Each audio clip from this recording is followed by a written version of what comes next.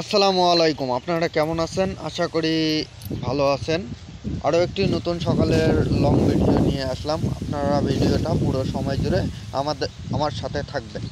তো কয়েকদিন হলো আমাদের ছোট্ট বোন আসিয়া সে মৃত্যুর সঙ্গে কয়েকদিন পাঞ্জা লড়ে কালকে দুপুর একটার সময় শেষ বিদায় নিয়েছে। তো বোন, আমাদের সবাইকে মাফ করে দিও।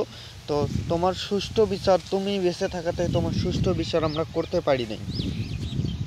তো আমরা সবাই একমত হয়ে জোরে সোরে আওয়াজ তুলি, ধর্ষকের বিচার চাই। ধর্ষকের বিচার একমাত্র, আমি মনে করি একমাত্র বিচার ফাঁসি, মৃত্যুদণ্ড।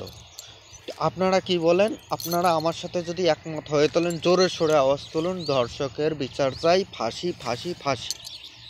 তো আমাদের দেশে যদি এরকম একটা আইন করা হতো যে ধর্ষিত ধর্ষকের একমাত্র বিচার ফাঁসি, এর কোনো বিচার নাই আমাদের দেশে।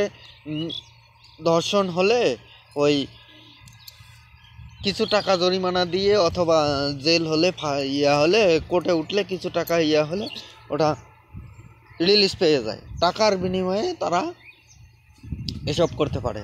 অতএব তারা যখন এসব করতে পারে তখন প্রতিনিয়ত আমাদের সমাজে ধর্ষিত হয়। আগেও ধর্ষণ হতো, এখনও হয়। আগে প্রকাশ পেত না, এখন প্রকাশ পায়। এখন আগে প্রকাশ পেত না, এই জন্যই আগে প্রকাশ পেত না, আমরা প্রকাশ করতে ভয় পেতাম।